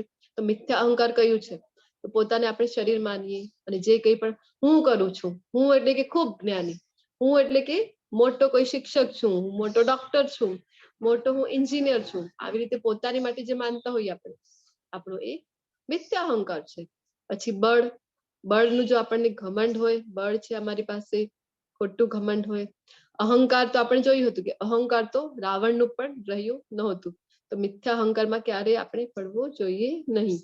અને કામ અને ક્રોધથી જો લોકો લિપ્ત હોય છે તો શું થાય એ લોકોનું, એ લોકો જે છે પોતાની અંદર પણ પરમેશ્વરને નથી જોઈ શકતા અને બધા જીવોમાં પણ નથી જોઈ શકતા અને ધર્મની નિંદા કરતા હોય છે. હવે સૌથી મોટો અપરાધ એમ કહેવામાં આવે છે કે વૈષ્ણવ અપરાધ છે. જે ભક્તો સાથે અપરાધ કરતા હોઈએ આપણે, એ સૌથી મોટો અપરાધ છે. તો અહીંયા એક્ઝામ્પલ આપેલું છે શિશુપાલનું. શિશુપાલ કેટલી બધી ભૂલો કરતો હતો, પરંતુ ભગવાને વચન આપ્યું હતું એમની માતાને કે 100 અપરાધો હું ક્ષમા કરીશ. પરંતુ શિશુપાલ તો પણ જયારે આ રાષ્ટ્ર યજ્ઞ થાય છે યુધિષ્ઠિર રાજાનું, અને ભગવાનને જયારે સૌથી પહેલા ભગવાનની પૂજા થાય છે, કૃષ્ણ ભગવાનની ત્યાં પૂજા, તો શિશુપાલ ત્યાં કહેવાય ને કે વિપત્તિ એને એમાં ઓબ્જેક્શન એ ઉઠાવે છે કે ના, કૃષ્ણની પૂજા કરો છો, કૃષ્ણ તો આવા છે, કૃષ્ણ તો તેવા છે, આવું બધું ન બોલવાના શબ્દો બોલે છે, ખૂબ અપશબ્દ બોલે છે. તો 100 જયારે એના અપરાધ થઈ જાય છે પછી ભગવાન એને દંડ આપે છે. તો આવા હોય છે આસુરી પ્રકૃતિ જે ધરાવે છે. શું કરતા હોય, તો કૃષ્ણથી દ્વેષ કરતા હોય છે શિશુપાલ. હવે એ જ સમયે અર્જુન હતો, પાંડવો હતા, કુંતી મહારાણી હતા, એ બધા ભગવાનના કેવા શુદ્ધ ભક્તો છે. અને એ જ સમયે શિશુપાલ છે, કંસ છે, ધૃતરાષ્ટ્ર છે, બધા કૌરવો છે, એ નથી જાણી શકતા ભગવાનને. શું કામ નથી જાણી શકતા? કારણ કે ઈર્ષા કરે છે.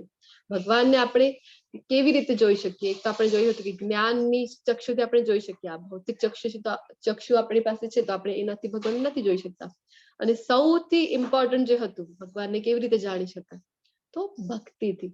ભક્તિ સૌથી ઇમ્પોર્ટન્ટ છે. જો ભગવાનને આપણે શરણાગત ન હોઈએ, ભક્તિમય સેવાઓ ન કરીએ, તો આપણે ક્યારે પણ ભગવાનને જાણી શકતા નથી. તો શિશુપાલ પણ દ્વેષ કરે છે, તો આપણે જોયું એની સાથે શું થાય છે. હે કુંતી પુત્ર, આવા મનુષ્યો આસુરી યોનિમાં વારંવાર જન્મ ગ્રહણ કરી ને ક્યારેય મારા સુધી પહોંચી શકતા નથી. ભગવાન સુધી એટલે કે ભગવાનના ધામમાં ક્યારેય નથી પહોંચી શકતા. જે એવા આસુરી પ્રવૃત્તિ ધરાવનારા લોકો છે, તેઓ ક્રમશઃ અત્યંત અધમ જીવનની ગતિને પામે છે. અધમ યોનિમાં તેમનો જન્મ થયા કરે છે. અને આપણે જોયું જન્મ મૃત્યુ જરા વ્યાધિ, કે આ બધા ચારો જે કારણ છે, દુઃખ દોષાનું દર્શનમ, કે ચારો સૌથી મોટા આપણા ભૌતિક જગતમાં સૌથી મોટા દુઃખના કારણ છે. આ નરકના 3 દ્વાર છે. કયા કયા? તો ભગવાન જણાવી રહ્યા છે, કામ, ક્રોધ અને લોભ. દરેક શાળા મનુષ્ય તેનો ત્યાગ કરવો જોઈએ, કારણ કે તેમનાથી આત્માનું પતન થાય છે. આપણી આત્મા રથ આપણે જોયું હતું ને, આત્મા રૂપી જે શ્વેતાશ્વર ઉપનિષદનો આપણે એક દાખલો જોયું હતું કે 5 ઇન્દ્રિયો ઘોડાની સ્થાન ઉપર છે. મન એટલે કે લગામ, અને બુદ્ધિ એ જે રથનો ચાલક હતું. તો આ જે કામ, ક્રોધ અને લોભ છે એ શું કરે છે? તો આપણે આત્માને હેરાન કરે છે. આપણે જોયું હતું કે રથથી કોણ હતું, ત્યાં બેઠા બેઠા હેરાન કોણ થઈ રહ્યું હતું? આત્મા થઈ રહ્યું હતું. આત્મા શું કામ હેરાન થાય છે? તો હજી 3 દ્વાર ભગવાન બતાવી રહ્યા છે કે આ 3 દ્વાર નરકમાં આપણને ધકેલી દે છે. કયા દ્વાર? તો કામ, ક્રોધ અને લોભ.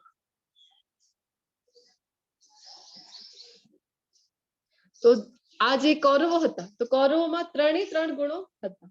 એક તો એ લોકોમાં કામ વાસના હતી. દ્રૌપદી તરફ, દ્રૌપદી જોવા જઈએ તો દ્રૌપદી એ ભાભી હતા એના. તો ભાભી તો માતાની સ્થાને હોય છે, પરંતુ શું કરે છે? તો ભરી સભામાં એમનું વસ્ત્રહરણ કરે છે, અપમાન કરે છે. તો વાસના ધરાવે છે દ્રૌપદીની તરફ. અને બીજો પાંડવો પ્રત્યે એમને ખૂબ ગુસ્સો હતો. તો અને હજી હતો કે લોભ હતો એ લોકોને હસ્તિનાપુરના જે રાજ્ય તરફ લોભ હતો.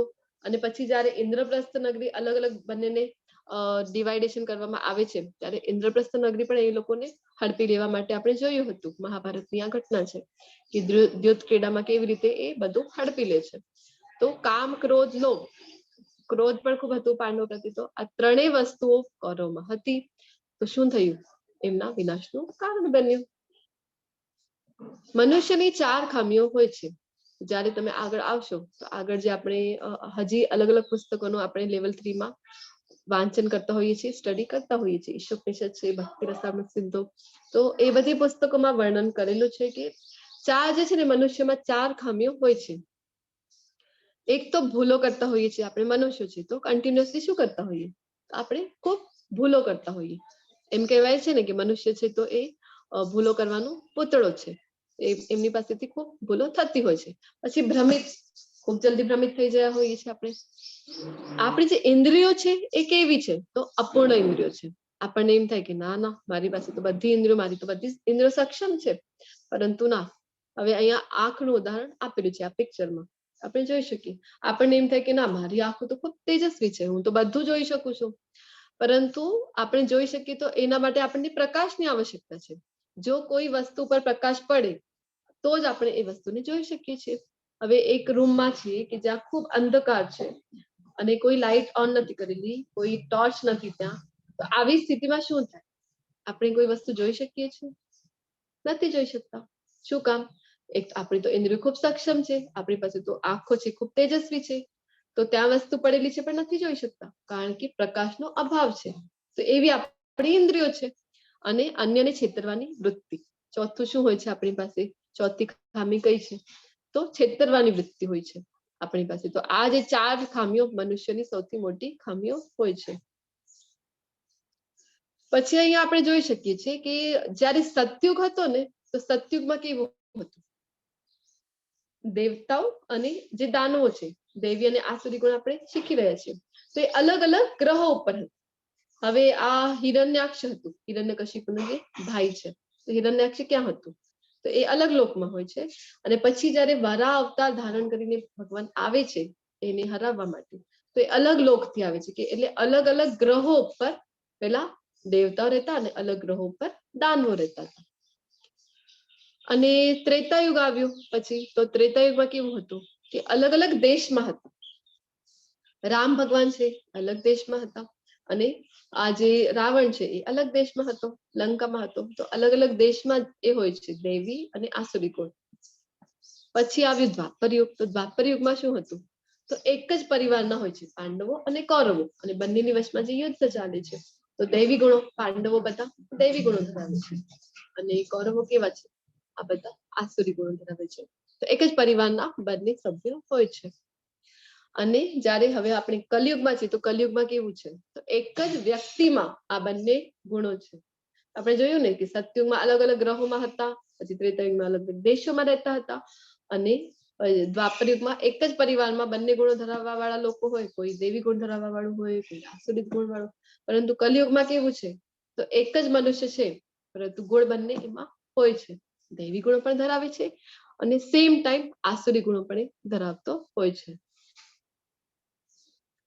તો આપણો જે વાસ્તવિક માસ્ક છે એને આપણે દૂર કરવાની આવશ્યકતા છે. તો આપણે જે સત્ય છે એ જોઈ શકીએ છીએ, કે ગુડ અને બેડ વચ્ચે, સારા અને ખરાબ વચ્ચેનો આપણે તફાવત જોઈ શકીએ. તો અલગ અલગ યુગમાં અલગ અલગ આપણે હમણાં જે ડિસ્કસ કર્યું છે, તો માનો કેવા ગુણો હતા. તો જયારે સતયુગ હતું તો દૈવી ગુણો, વરાહ અવતાર હમણાં જોયું આપણે, દાનવ એટલે કે હિરણ્યાક્ષ જુદા જુદા સ્થળે જુદા જુદા ગ્રહો પર હતા. ત્રેતાયુગમાં રામ અને રાવણ અલગ અલગ દેશથી હતા. દ્વાપરમાં પાંડવો કૌરવો એક જ કુટુંબમાં હતા. અને કલયુગમાં આપણે છીએ તો દૈવી ગુણો કયા કયા હોય, આપણામાં નમ્રતા હોય, અન્યને મદદ કરવાની આપણામાં પ્રવૃત્તિ હોય છે, સહનશીલતા હોય છે. આવા બધા દૈવી ગુણો આપણે ધરાવતા હોઈએ. અને સેમ ટાઈમ ક્રોધ પણ છે, લોભ પણ છે, ઈર્ષ્યા છે, વાસના છે, આ બધા આસુરી ગુણો પણ આપણે ધરાવતા હોઈએ છીએ. એક જ વ્યક્તિમાં બંને ટાઈપના ગુણો છે. હે કુંતી પુત્ર, જે મનુષ્ય નરકના 3 દ્વારોથી બચી ગયેલો હોય છે, તે આત્મ સાક્ષાત્કાર માટે કલ્યાણકારી કાર્ય કરે છે, અને પછી ક્રમશઃ પરમ ગતિ પામી છે. પરમ ગતિ કઈ છે, અલ્ટિમેટ ગોલ શું છે આપણું? હરે કૃષ્ણ. માનવ જીવનનું અલ્ટિમેટ ગોલ શું હોવું જોઈએ?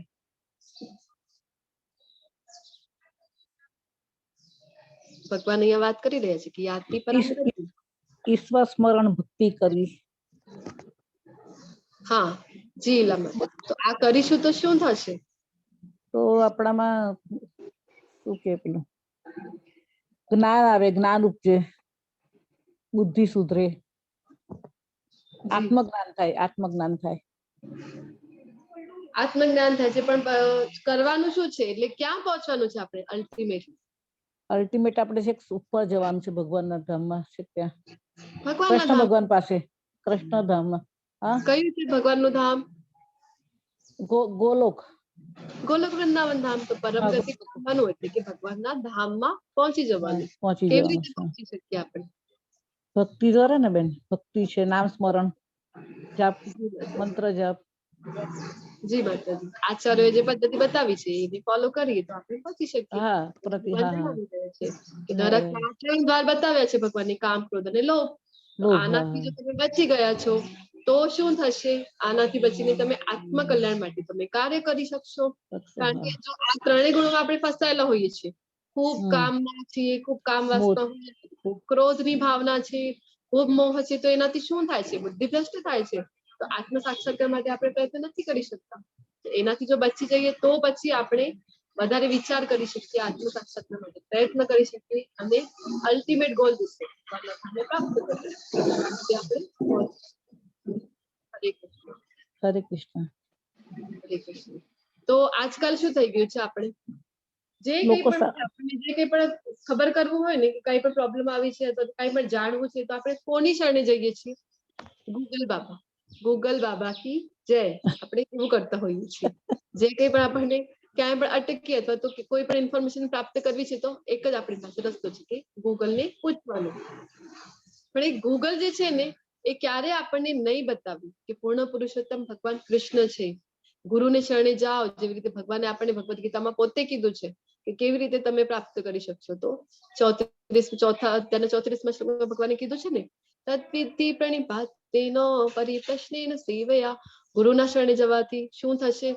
તો ઉપદેક્ષ્યન્તિ તે જ્ઞાનમ જ્ઞાની સ તત્વદર્શિનમ. પછી એ તને એને વિનમ્ર થઈને પ્રશ્ન કર, અને એમની સેવા કર. તો શું થશે કે એ ગુરુ જે અધિકારી ગુરુ છે, જેમણે સત્યનું દર્શન કરેલું છે, તો એ તને જ્ઞાન આપી શકશે. ભગવાને કીધું હતું ને 4થા અધ્યાયમાં તો ગુરુના શરણે જઈએ આપણે, તો શાસ્ત્રોના શરણે જઈએ. આપણે જોયું હતું કે ગુરુઓ જે છે, આચાર્યો છે, એ આપણી માતા સમાન છે.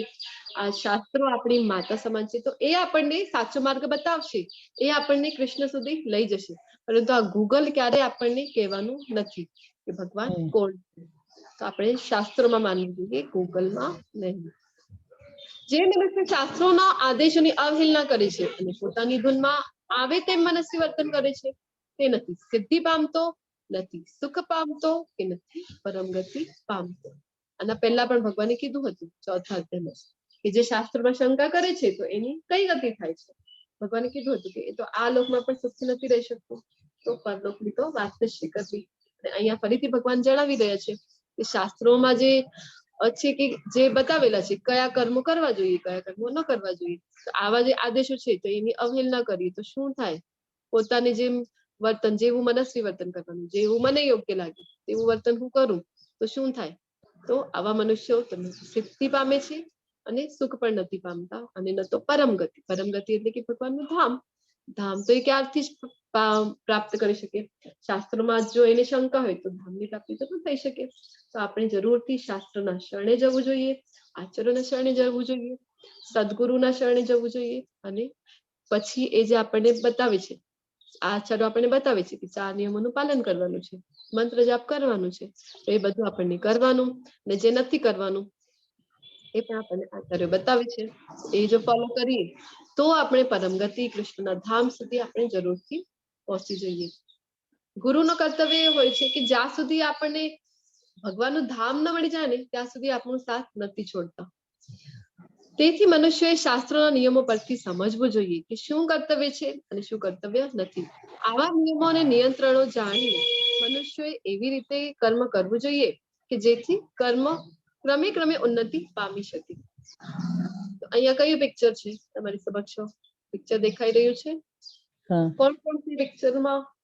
હરે કૃષ્ણ. કૃષ્ણ ભગવાન છે જી માતાજી. અને ચૈતન્ય નહીં માતાજી, બલરામજી. શાંતિ મને ઋષિ અને કૃષ્ણ ભગવાન સુદામા. હા, સુદામાને. તો ભગવાન છે જ્ઞાન લેવા માટે જાય છે. કોની પાસે જાય છે? ગુરુ પાસે. કાંદીપની ઋષિ પાસે. કાંદીપની ઋષિ પાસે. ઋષિ પાસે જાય છે ને ભગવાનને કોઈ આવશ્યકતા છે જ્ઞાન પ્રાપ્ત કરવાની? આપણે જોયું હતું કે જ્ઞાન જ ભગવાનથી ઉદ્ભવે છે. બ્રહ્મા શ્રીમદ ભાગવતમના પહેલા શ્લોકમાં આપણે જોયું હતું, એને બ્રહ્મ હૃદાય આદિ કવયે, જે ભાગવતમનો શ્લોક છે એમાં બતાવેલું છે. પહેલા શ્લોકમાં વેદવ્યાસજી કહે છે કે બ્રહ્માજીના હૃદયમાં જ્ઞાન કોણ આપે છે? તો શ્રી કૃષ્ણ પોતે આપે છે બ્રહ્માજીના હૃદયમાં. તો એમને પોતાને ગુરુની પાસે જઈને જ્ઞાન પ્રાપ્ત કરવાની આવશ્યકતા છે? નથી ને. તો પણ એ જાય છે કારણ કે ગુરુ પાસે આપણા માટે જાય છે કે આપણને ખબર પડે કઈ રીતે આપણને જ્ઞાન દેવું જોઈએ. ગુરુ પાસે જઈ આપણે જે છે ગુરુ જે આપણને માર્ગ બતાવે છે આપણે ફોલો કરવું જોઈએ, શાસ્ત્રના નિયમોનું પાલન કરવું જોઈએ. એટલા માટે ભગવાન પણ જયારે આવે છે, રામ અવતારમાં પણ જયારે આવે છે ત્યારે પણ એ ગુરુની શરણે જાય છે ને, કૃષ્ણ અવતારમાં આવે છે ત્યારે પણ ગુરુની શરણે જાય છે. તો આના ઉપરથી આપણને સમજવું જોઈએ કે આપણે પણ ગુરુના શરણે જવું જોઈએ. આપણા બધાની અંદર શું છે? તો રાક્ષસ છે. જેમ કે કામસા, શિશુપાલ વગેરે હતા. તો આવા રાક્ષસો હવે ક્યાં છે? તો આપણી બધાની અંદર જ છે આવા રાક્ષસો. તો એને કેવી રીતે દૂર કરી શકીશું આપણે? હમણાં જ આપણે વાત થઈ હતી. કેવી રીતે દૂર કરી શકીશું? નામ જપ, નામ જપથી, ભગવાનના પવિત્ર નામ જપથી આપણે એને દૂર કરી શકીશું. તો શું તમને જીવનમાં કોઈ સમસ્યા છે? આવો તો કોઈ પણ આપણને ન કહી શકે કે ના મારી જીવનમાં તો બધું સ્મૂથલી ચાલે છે, કોઈ સમસ્યા નથી. દરેકની લાઈફમાં, કારણ કે આપણે જોયું હતું ભગવાન પોતે કહે છે કે આ ભૌતિક જગત કેવું છે, આ જગત મેન્યુફેક્ચરર પોતે કહે છે કે આ સંસાર દુઃખાલયમ છે અને અશાશ્વતમ છે. તો બધાને દુઃખ છે જ આ જગતમાં, બધાને સમસ્યાઓ છે જ. તો સમસ્યા છે તો હા, તો પછી તમે એના માટે કઈ કરી શકો છો? નથી કરી શકતા તો પછી ચિંતા શા માટે? તો જો આપણે સમસ્યા છે તો એના માટે કંઈ કરી તો નથી શકતા, તો ચિંતા શું કામ કરવાની આપણે? તો આપણે શું કરવું જોઈએ કે આપણે ભગવાનની યોજના ઉપર ભરોસો રાખવો જોઈએ. જે કંઈ પણ આપણી સાથે સારું થતું હોય છે એના માટે આપણે ભગવાનને ધન્યવાદ કહેવું જોઈએ, અને જે કંઈ પણ આપણી સાથે ખરાબ થાય છે તો આપણે ભગવાનને કહેવું જોઈએ. શુદ્ધ ભક્તો તો એવું કહેતા હોય છે કે ભગવાન મારી સાથે જે કંઈ પણ, મારા તો કર્મો એટલા ખરાબ હતા, મારી સાથે તો હજી ખરાબ થવું જોઈએ, અને તમે ખૂબ કૃપાળુ છો કે આટલા નાના વાતથી જ મારું જે હતું કર્મનું એ ટળી ગયું છે. શુદ્ધ ભક્તો એવું વિચારતા હોય છે. તો ઓલ ગ્લોરીઝ ટુ શ્રીલા પ્રભુપાદજી. શ્રીલા પ્રભુપાદજીની કૃપા છે જેના કારણે આપણે શ્રીમદ ભગવદ ગીતાનું જ્ઞાન લઈ શકીએ છીએ અને ખૂબ સારી રીતે સમજી શકીએ છીએ. કારણ કે આવા સરળ શબ્દોમાં પ્રભુપાદજી આપણને આ જ્ઞાન આપ્યું છે. ભગવદ ગીતાને કેવી રીતે આપણે આત્મસાત કરી શકીએ આ જ્ઞાન પ્રભુપાદજી આપણને આપ્યું છે. ભગવદ ગીતા યથારૂપના રૂપ. પછી જીવનનું પાઠ કયું મળ્યું આપણને આ અધ્યાયથી? તો વાસના, ક્રોધ અને લોભ શું છે? તો આત્મવિનાશની આ બધી રીતો છે. તેથી આપણે તેમને ભક્તિમય સેવા દ્વારા નિયંત્રિત કરવા પડશે. તો આ બધા જે શત્રુઓ છે જે આપણને નરકમાં ધકેલી શકે છે, કામ, ક્રોધ અને લોભ, તો એનાથી આપણે કેવી રીતે નીકળી શકીશું? તો ભક્તિમય સેવા જો આપણે કરીશું તો એનાથી આપણે નીકળી શકીએ. તો ભગવદ ગીતાનું શાસ્ત્રોનું આપણે વાંચન કરીએ, હરે કૃષ્ણ મહામંત્રના પવિત્ર નામનો આપણે જપ કરીએ તો એમાંથી આપણે બહાર નીકળી શકીએ છીએ. તો હરે કૃષ્ણ મહામંત્રનો જપ આપણે જોયું હતું કે કેવી રીતે કરવાનું છે. પંચતત્વ મંત્ર બોલતા હોઈએ છીએ આપણે, અને પછી હરે કૃષ્ણ મહામંત્રની એક આખી માળા કરતા હોઈએ છીએ. તો આની સાથે આ સુંદર મજાનો આપણો અધ્યાય દૈવી તથા આસુરી ગુણ નામનું 16મું અધ્યાય કમ્પ્લીટ થયું. તમે બધાએ ખૂબ શાંતિથી સાંભળ્યું. તમારા બધાનો ખૂબ ખૂબ આભાર. તો હવે આપણે સાથે મળીને એક માળા કરીશું. એની પાછળ તમને કોઈ પ્રશ્ન હોય તો તમે પૂછી શકો છો. હરે કૃષ્ણ.